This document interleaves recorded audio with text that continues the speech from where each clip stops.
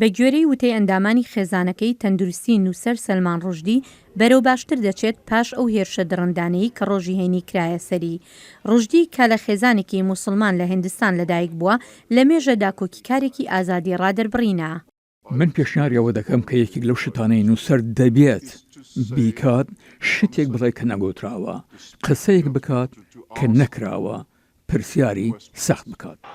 لە کاتێکدا ئامادەکاری دەکرد بۆ قسەکردن لەسەر هونەری دەربڕین، ڕوشدی تەمەن 75 ساڵان لە هۆڵێکی وانەوتنەوە لە ویلایەتی نیویۆرک بە چەقۆ هێرشی کرایە سەر، بەپەلە برا بۆ نەخۆشخانە و چەند نەشتەرگەری بۆ کرا.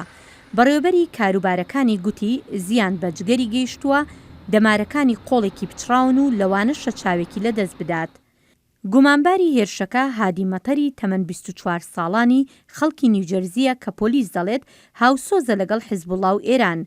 ئەم پەیامنێرەش شاید حاڵی ڕووداوەکە بووە. تازە ڕۆژ بۆ سەر سەکۆکە هێشتا باسی ژیانەمای دەکرا کەمتر لە خولەکێک پاش دەستپێکردنی بۆنەکە پیاوێک لە نێو ئامادەبوونەوە بە پەلە چووە سەر سەکۆکە و دەستی کرد بە بۆکس لێدان یان ژەقۆ لێدان لێ. ئەوە تەواو ڕوون نەبوو، بەڵام بەڕوونی خوێن دەبێنرا لە چەند شوێنێکەوە بەربوو. ڕوشدی لە مێژە لەلایەن ئێرانیەکانەوە فتوای کوشتنی دراوە.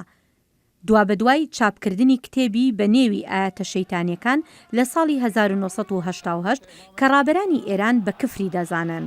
ڕوشدی چەندین ساڵی بە خۆشاردنەوە بەسەر برد، ئەو لە کۆتایی 90ەکاندا دەرکەوتەوە پاش ئەوەی حکوومەتی ئێران خۆی لە فتواکە دوورخستەوە ببێ ئەوەی هەڵی بوەشێنێتەوە.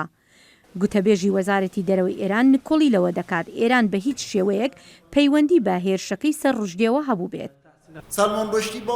سەلمان ڕۆژدی لە ڕێگای سوکایەتیکردن بە پیرۆزی ئیسلام و بەزاندنی هێڵە سوورەکانی زیاتر لە ملیارێک و 500 میلیۆن مسلمان خۆی خستە بەر ڕق و تۆڕەیی. گوتەبێژی وەزارەتی دەرەوە بە ڕووداوەکە سەرسام نەبوو.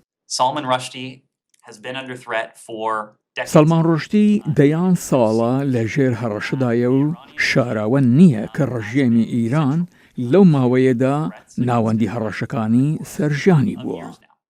لە ئێستادا پەیوەندەکانی نێوان ئەمریکا و ئێران زۆر هەستیارە لە کاتێکدا هەردوولا هەوڵی بوژانەوەی ڕێککەوتنە ناوکیەکە دەدەن کە سەرۆکی پێشووی ئەمریکا دانەڵد ترامپ لە ساڵی 2018 تاکلایەنانە ئەمریکای لێکشاندەوە.